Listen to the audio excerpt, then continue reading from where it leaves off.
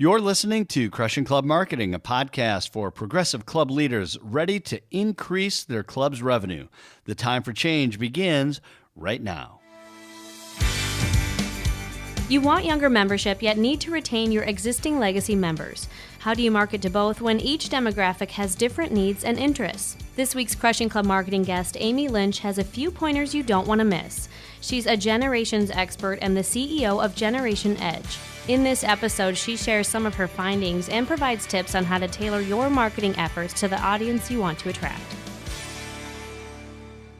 Well, Amy, thanks so much for being with us today. Ed, happy to be here. You are in a fascinating industry as a speaker, consultant, and an expert in generational studies and understanding different generations and all the different communications. Tell us a little bit about your work, because I think that it's so fascinating and it's become so relevant in business today, not just in the private club industry, but in all business. How did you get into it? What are the things that really have drawn you in, and where have you found the most need in your work? Ed, those are all great questions. You're right. It's more relevant than ever. And that's because in every business, people are working longer than ever before and sometimes just living longer than ever before. So we have more generations in play, no matter what industry you're in. So, yeah, it's very relevant. I got into this business in an interesting way because I was writing about kids, and I was writing about how to parent kids growing up in a digital era. Oh. And as I was writing that, that was like 15 years ago. And as I was writing that, I went, look at that. I'm writing about a generation. And then once I discovered how powerful generational studies were, I was off and running. It was easy to begin to apply generational info and generational studies to all sorts of industries. You talk about a rabbit hole of information and learnings. I mean, that's, as we were talking earlier, as a psychology guy, I love that. What do you think is the, when a lot of people today, my peers, and I talk to them about millennials and, those millennials, and we have these discussions, right? And I was talking to someone recently, and I said, you know what? This is a generational thing that's existed for years, isn't it? Oh, it is. It absolutely is. And that's how we know we're old, Ed. If you find yourself going, those millennials, and that's how you know. It's like... Amy, I don't say that. My old friends, the friends that I have that are very old, they say those things, but not me. I'm much younger than there. Oh, not you. How silly of me. Right. Yeah, thank you. Right. But Ed, you're right. When baby boomers first came into the workplace, that's when the conflict starts. Because it's okay as long as people are kids. We kind of put up with them, and we kind of go, the kids. But when people come into the workplace, that's when they start to really get slammed by older generations who don't understand the way the new generation works, who don't understand perhaps the technology that the new generation grew up with, or the business models the new generation grew up with. So these young generations come in, they get slammed every time. It happened to baby boomers who were called, you worthless, long-haired hippies. Right. And then Gen Xers came along, and you were total slackers. I mean, just called slackers. and so now millennials are called snowflakes. And it's just part of what we always do. And so what is it... And so obviously now that I'm in this age bracket, and some of us who are, who have had created a lot of conversation around millennials, what has made that generation different, do you think? What a great question. What has made them really different? I have to say lots of things, but two big things. One was the economy, because the economy, which had been uncertain and faltering with some booms and busts, kind of perking along, but not really well. As Gen Xers were going into the workplace, that economy soared during the 1990s, just soared when millennials were coming into the workplace. And so there were lots of jobs and lots of opportunity. And that's when millennials got the unfortunate attribute of being called entitled because they came in at a time when they were in high demand. So the economy has a big difference in how we perceive a generation. The other big thing that shaped them, of course, was technology. No generation had grown up with iPhones, and with that constant 24/7 connectivity that millennials bring to their work. So those are the two big differences. Now, one of the things that also I'm anxious to get your perspective on, Amy, is that what I've noticed in the 15 years or so that I've been a business owner and hiring younger folks that are coming right out of college that are extremely sharp, one of the differences that I noticed about this generation versus, say, my generation as a Gen X boomer type guy is there's an incredible amount of confidence in the younger generation, in the, for lack of a better term, the millennial generation. There is their ability to present themselves in a very professional, mature way. It seems to me is sometimes confusing for people who are hiring those roles because they think, wow, this person is super sharp. But when they actually get in, and maybe they're not screening quite as carefully, but they're really sort of mesmerized by their ability to communicate in this very mature way. Is there something to that? Are they just better at communicating than us old people? Well, I can tell than us old people. Oh, speak for yourself. Sorry. Ed, I think I can tell you're into psychology because you just went really deep. Yes, there is a confidence when it comes to presentation, when it comes to just confidence in what they can achieve. And that comes from a couple of sources. Sometimes when they were growing up, millennials were famous for getting trophies for everything and being told that they could do everything, they could achieve everything. Well, that was something some parents and some school groups did. And what that did was give sometimes young people a false sense of confidence, a confidence that isn't matched by their abilities. Now, that's not true in every case, but that's part of it. But then something else that happened was that, and this is, like I said, you went deep. Young people today grew up in a world where a more urban setting, where people didn't know them. You couldn't walk down the street and know people very easily, and they wouldn't know you. And so the way that you got to know people, or the way that you were in the world, was with a presentation. You presented. And so they kind of learned to present with confidence because the world is anonymous. Interesting. And people don't have a way of knowing who you are unless you present with confidence. So they did learn that skill just because they lived in a more urban setting. Interesting. Well, I'm glad to know there's something to that because it is one of those things that I've always thought as I've talked to people that can be very confusing for them when they're hiring or, primarily business owners when they're hiring.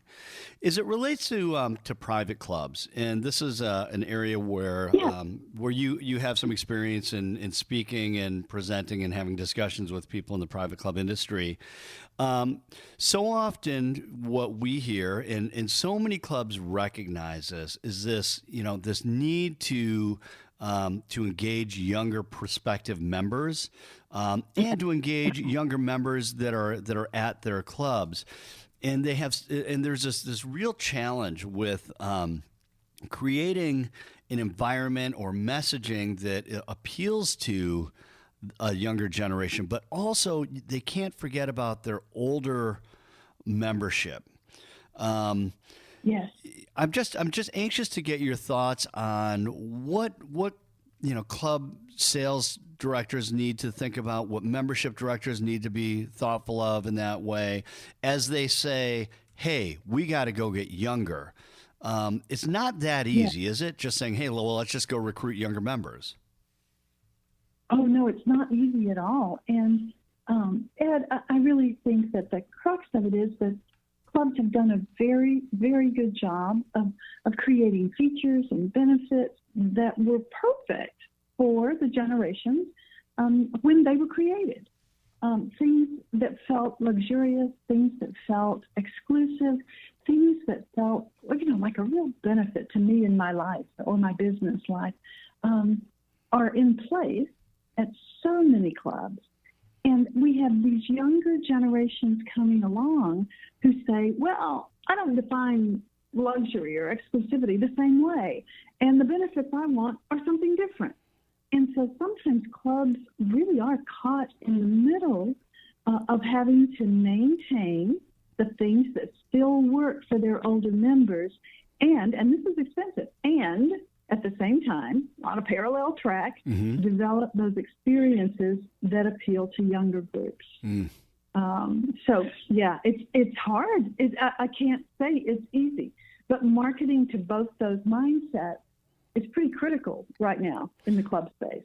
How does the messaging change for let's just take a country club that offers golf, a pool, tennis, just some really basic amenities like that. How does the messaging change from presenting that, or does it change when trying to appeal to a boomer as opposed to a millennial? Oh, I think it does change. Let's think. There are lots and lots of answers, but the messaging. Let's look at one thing. Luxury.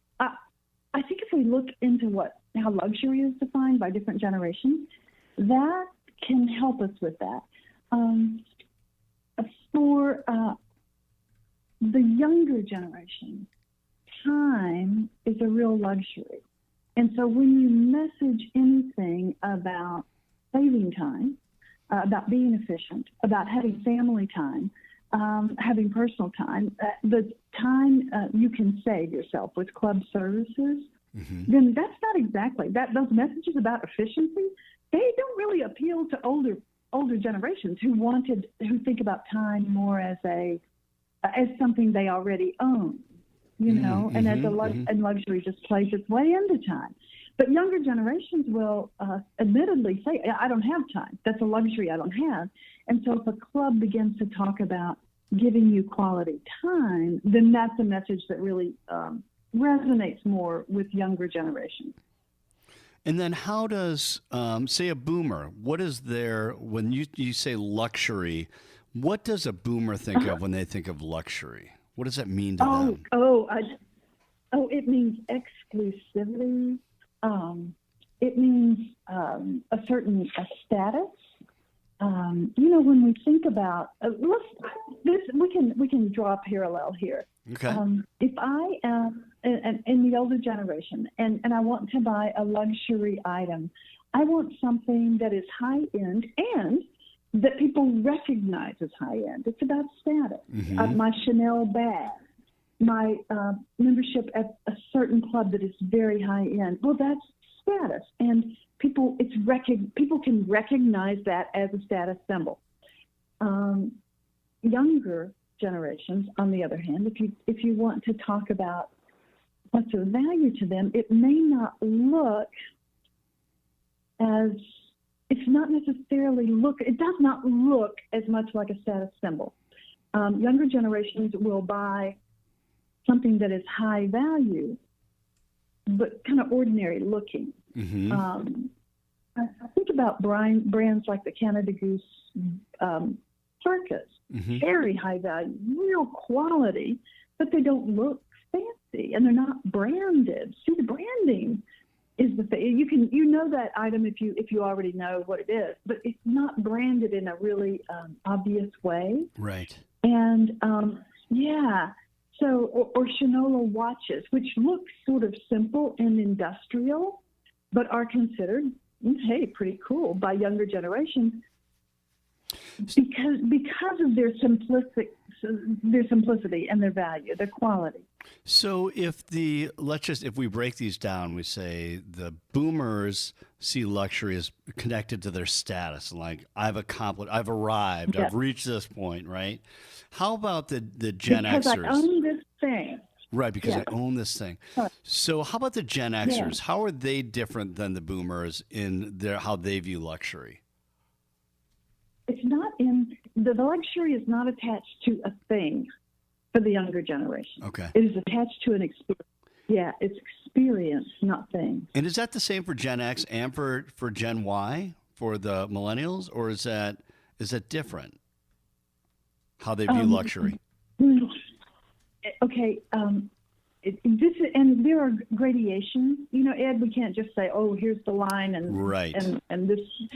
But in general, Gen Xers will define luxury more often around time, and millennials will, 9 times out of 10, define luxury around an experience they can have. Yeah. Interesting. The percentages are very high, like 80 and 85%, depending on which study you look at, of the millennials are willing to invest in experiences more than they are willing to invest in things. So what does that mean for a private club marketer or someone who is in membership? So, you know, it's like you have to change your position on it, right? So if it's a boomer or a Gen Xer, it's, you know, it's going to be, it's status and, you know, it's time. But if you've got a young person that you're trying to appeal to for a junior membership, are you suggesting then that your talk track maybe is more around the experiences that you will have as a member of that club? Absolutely, much more so, and we at clubs, we have invested for a very long time in luxurious feeling clubhouses and meeting spaces and restaurants and, you know, all those things.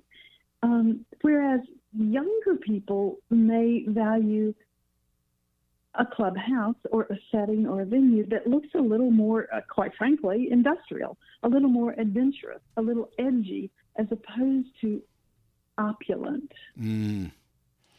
It's so interesting. Yeah. So many clubs are, you know, recently going through redesigns, or the club that I belong to is remodeling an area. And so now we get into intent, right? Because it's like, if you really want to get younger, if you know I have air quotes around that, if you want your membership to get younger, then as you go through these things like a redesign, as you go through rolling out new services, you have to be very clear about who you are trying to appeal to, right? I mean, you can't say, yes, we want to get younger and have a younger membership, and then, you know, put on this edition that's really opulent and sort of extravagant and like, ooh, that's very fancy, because that appeals to the person who looks at the luxury as a status thing. They're going to miss it. Right. It won't work. It just won't work. And there are things that younger generations are so willing to pay for. Like what? What are the things they're willing to pay for? Like experiences, but like, is there more? Food, adventurous food. They want to explore and experience lots of different things. They want variety. They don't want to go to the club and say, oh my gosh, the chef has been here forever and the roast beef is always this way. They don't want that. They want adventure in every area, whether that's the trips that your club offers or the, or the food that you're offering. They want, yes, it's, I think of a venue that we have here in Nashville. I live in Nashville, which has become a very young city. And this is not a club, so forgive me, but it's kind of analogous. There's a Pinewood Social is what this place is called.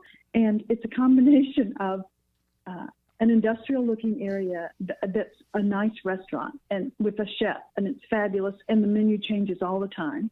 And they've put in a bowling alley, okay? And, you know, they have a big space where you can work, where people can meet, work, open their laptops, get stuff done, coming, going, active. And it combines work and life in a very pleasurable way. So I feel like that has a lot to do, or at least is something for clubs to think about. Because, I'm sorry, one other thing just occurred to me. Yeah. And that is for older generations, there is a clear separation between workspace and luxury And play, space, yeah, relaxing yeah. space, a lot of space. Right. Yeah. Well, and so for younger generations, they expect those places to overlap. Yeah, I've heard this before, and although it doesn't seem to be that from what I've noticed, at least in the private club space, it seems that more clubs are clinging to that. Hey, we don't do work here. This is the place where we go to relax. And other people, have commented on, no. I mean, if you really want to appeal to a younger demographic, you try to find these places where they can come and do some work for a little while, and then maybe they go and play a little bit, and play meaning like whether it's working out or whether it's playing golf or whatever that is. That seems, the one thing I thought when I first heard that, it seemed counterintuitive to me, and it seemed counter stereotypical to me, where it's almost like so many people look at the millennials as being like, they don't want to work. They want to get away and not have to work. And yet that concept says that's not really true. They just want different places that they can work. Is that kind of what that is a riff off of, or where does that it come from? Two things I want to mention, and one is that we know from studies that millennials do work. They work very, very long hours. In fact, they're emerging as the new workaholics of the generations. I know that people don't believe that. No, absolutely. Yeah. The other concept that has come along as millennials have come into the workplace is that concept of a third space. Ed, do you know what I mean when I say a third space? No, I don't. What does that mean? It's not work and it's not home, but it's a place where you go that integrates relaxation and work, like a coffee house. Oh, coffee sure, house is sure, a third. sure. Yeah. And so clubs, I think more and more are going to need to adopt that position of, we're a third space. Right. You can come here and have fun with your friends, and you can step over to a table and have a quick business meeting while you're here. Yeah, I love that. Yeah, and they don't differentiate. So many of us now live our lives this way. It's hard to differentiate between what is relaxation or time and what is work time. They blend completely. Yeah, I think Yeah, go ahead. Finish your thought. I'm sorry to interrupt. I was just remembering a club, and I am at a loss to remember exactly where I saw this club. That's all right. But it is a private city club, and it had a name something like Gathering Spot. Okay. In other words, you gather here, you can work here, but you can also have a lot of fun here. High-end restaurant, workspaces, simulating events. It's about experience and work and relaxation pulled together into one bundle. Got it. That's cool. Looking for a crash course on everything you need to know to market your club online? We've created a 30-page essential guide to digital marketing for private clubs that you don't want to miss. From optimizing your website and developing relevant content to engaging your audience through social media, this comprehensive guide will lead you through every essential step you want to be taking to effectively market your club online. Download it now at storytellermn.com/guide. We're kind of touching on a lot of different things.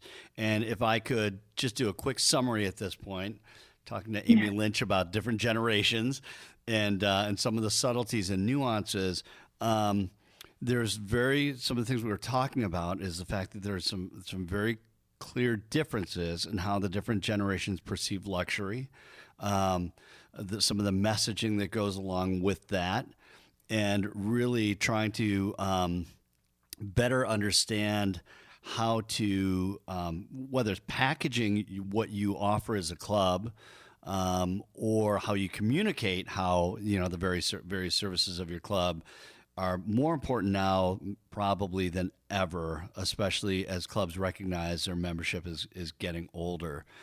One of the things through this conversation, Amy, that's jumping out to me is this is also, the people who are potentially your junior members at your clubs have grown up in an era of transparency. Like none of us are, like, I think about boomers, I think about older Gen Xers, and we grew up at a time of like false claims and advertisement. We grew up with like having to have a really good BS meter.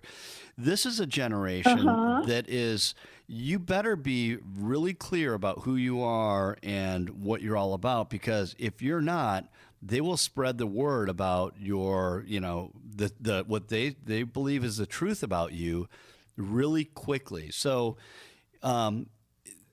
given that as a backdrop, can you just talk a little bit about the importance of intent for clubs that are considering to, putting together a new messaging platform or a new, package of services? Like, they can't go halfway, can they? Or it's very difficult to try to be everything to all people, isn't it? It really is. It really is. It's hard to be everything to all people. And Ed, it's difficult, but I think many clubs are in the position of having to determine who are we and to whom, because that may change for a lot of clubs. This transparency thing that you mentioned is enormous, but the thing about transparency with younger generations is not so much that they value it as they just expect it. It needs to be a given. Right. So whatever your investments are, whatever your finances are, whatever your strategies and plans are, need to be shared completely with that community who are your members or who want to be your members. And also, part of transparency is getting the feedback, incorporating the feedback, getting this, 360 degrees idea going so that people can have input into those strategies and those budgets and those plans. Yeah, it is this idea, and we talk about this in my company as well, which is that when people when you're able to explain more to people about why and how things work, and the reasoning behind things, so that level of transparency. The one thing that an older person may not recognize, and I say that like boomer, Gen Xer, is that this is a very trusting generation. The younger generation is very trusting, and they will believe you and they will follow you as long as they really understand what is going on, and as long as you're very clear with them. Which I found to be really, what I think is most interesting about that, Amy, is like, why wouldn't every generation have behaved like that? Why has that not always been the way we operate, to say, this is who we are, this is what we're all about, instead of trying to be secretive about different things about your workplace or about your business, I know. And I think the answer, why not, is really complex. And, in the club industry, Ed, why not might have to do, to some degree, with exclusivity. Sure. If you're sharing all that information and then taking lots of input from outside and so forth, then you may lose that patina which boomers valued of absolute exclusivity if you share a lot of information. So let's go down that really quickly. And I've got like 3 other topics that I'm hoping to flesh out with you here in the next 10, 15 minutes, Amy. But so that idea of saying, when you create this, all right, so generationally speaking, if we think about what you're talking about with luxury and how the generations perceive luxury, if you make your club feel really exclusive online, because let's face it, if you really are interested in driving more younger members, it's important that you have some online presence that people can learn more about you. But if you're a club who makes it very difficult to find that information, how does a boomer might say, ooh, it's very exclusive, they have this big wall. How does a millennial view something like that? Oh, Ed, you're really onto something there. It's exactly the opposite way. The viewpoint is it's antithetical one to the other. Whereas, let's say your presentation online is is a site that I can go to. I can see the site, and I can see that there's something like, for instance, a luxurious golf course in the background, but I can't get into the site because there's a login that I have to do. I have to be a member in order to log in. Well, that is the kind of exclusivity which can make a boomer feel very good. I'm right. open about the way the world is, but which would be completely off-putting to a younger person from a younger generation. Interesting. Yeah. A younger generation, they would want to see vibrancy and activity, and to a degree, inclusiveness. Not that everybody's going to join a club, or everybody should join a club, or everybody can join a club, but they would want to see a degree of diversity and inclusion in terms of the activities that are there, and in terms of the business community that's included in that mix. They want to see not something that is set aside from the vibrancy of the community, but something that is part of that. Interesting. So it is that idea of they want to see themselves in their see themselves in that experience. Like, ooh, I could see myself doing that. I could see myself being a part of that. Exactly. It's so different. So let me play general manager and ask you a question and say, Amy, I love what you're saying. I wholeheartely agree. Everything that I've learned and that I know about these millennials and how to get more millennial members, it's consistent with that. But I also really want to make sure that our, older members are, have a great experience as well. How do I do that? Mm-hmm. And I think, Ed, the answer may be that we use the word and we create parallel spaces, parallel adventures and trips and experiences, while we leave those older, reliable, luxurious, reassuring, and enjoyable spaces and experiences in place. Mm-hmm. Because I have not seen them successfully overlap. Right. It's so hard to do. Maybe that's why, right? It is. Yeah. It's really hard. Yeah, because it's really, really hard to do. And, another thought along those lines is that I think it's very, very important to pull the younger people who are aspiring members or whom you would like to have as members into your circle, and to have things like focus groups, informal focus groups, idea sessions. Because as an older member, I have no way of knowing what the space or the experience should be for a millennial who lives a life very different from my own. Yeah. So I really think it's important to get those ideas from those people we aspire to attract. Yeah, that's great. It's great insight, Amy. I have had the opportunity to see you present this ways to determine. Like, some people might say, I don't know. I think, well, you can look at a chart and see where you fall in, as far as your age and whether you're a boomer or Gen X, Gen Y, Gen Z. Yeah. It's probably for another conversation, is the Gen Z. But if you've got some cues to be able to determine what generation you're in by phrases, and we were talking about this earlier, can you share some of those? Because I felt like, and again, I'm going to put you on the spot a little bit with this, but what are some key phrases that really resonate with some generations and not so much with others? Oh, Ed, it's a lot of fun to think of things that somebody in a generation would just never say.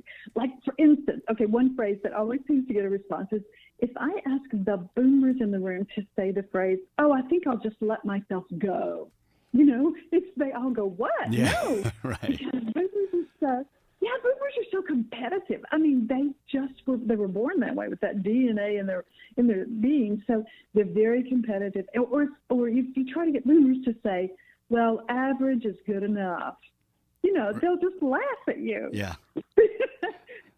Yeah, because they're so competitive. Is that the sort of thing that you're thinking about? Absolutely, yeah. What other ones are there? Oh, if you Gen Xers were born and grew up when you know this, when the world was speeding up. I mean, the world was just the internet. Everything had happened to make the world move faster. The time became so important, and so if you're talking to some boomers, you will never, ever, ever hear them say, "I love long meetings." They'll just never say it. Yeah, boomers or Gen Xers. Yeah. I'm sorry. I misspoke. Yeah. Xers. Yeah, Xers Gen will Xers will never say that. I will. Right. Exactly.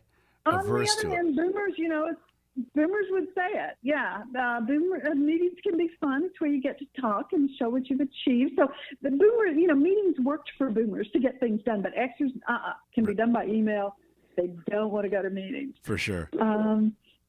Yeah, the Xers, the other thing that is, because Xers are more skeptical, they saw so many things fail and were more distrustful. We touched on that earlier in this conversation, and how transparent you have to be. So you'll never hear an Xer say, "Oh, relax, just trust," just trust the authority. Sure. Yeah. Xers don't say that. No, totally distrusting. Which is one of the reasons why it's so hard, I think, for Xers and millennials, because millennials seem to be very trusting, and Xers are like, "Oh my gosh, I don't trust anyone." I know Xers are more. Xers are more. Millennials are more trusting. You're right. It's real interesting. All right, you got one more for us? Oh, let's see. Millennials always expect to be able to contribute ideas, which takes us back to what we were talking about in terms of having the young people whom you want to attract give you the ideas for your club. Right. But they always want to contribute ideas, so you will never ever hear a millennial say, "Oh, that's okay, you don't need my input." They just don't say it. But yeah, those sorts of things. Sometimes it's what people never say that tell you a little bit more about them. That's kind of fun. That's very interesting. I love that. Thanks for humoring me with that. Hey, just a closing thought, Amy. I mean, what is for club leaders, and whether those are board members or general managers, people in leadership roles, in your opinion, is it how important would you say it is, given the demographics of the country and the way the world is today? How important is it that private clubs adapt to really appeal to and commit to that, to appealing to a younger generation?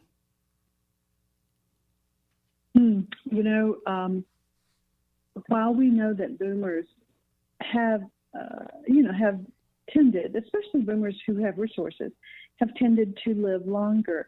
Boomers are no longer the largest group in the country, not by a long shot. About 20 million of the boomers who were born are now no longer with us. And millennials, on the other hand, are the biggest group in the culture, in your community, in the business, in the workplace. They're the biggest group. And Xers are second largest. So the people, if you want to build a vibrant club, you really do have to think about these younger generations. Thanks so much, Amy. Where can people learn more about you and learn more about your work? I'm at Generational Edge. That's the name of my business, so generationaledge.com. And as you and I have talked about, I love taking those generational demographics and the generational economic info and overlaying them with different companies and different issues and seeing what patterns we can discover. It's fun because it keeps changing. Oh, yeah. I mean, it changes so fast, it seems like these days. Everything's moving so quickly. So, and also they can find you online at your Twitter handle is at Amy Lynch Gen Edge, right? Yes. You're on LinkedIn as well.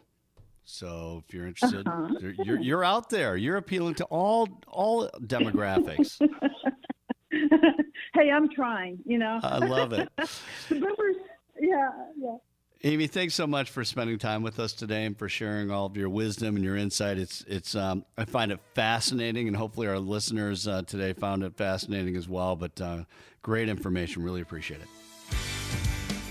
Thanks for listening to this week's episode of Crushing Club Marketing, sponsored by Storyteller Media and Communications. From longtime golf leaders to seasoned marketing experts, get inspired each week to elevate your club marketing efforts by tuning into our podcast, Crushing Club Marketing, free on any of your podcast apps, including iTunes, or on our sponsoring website, storytellermn.com.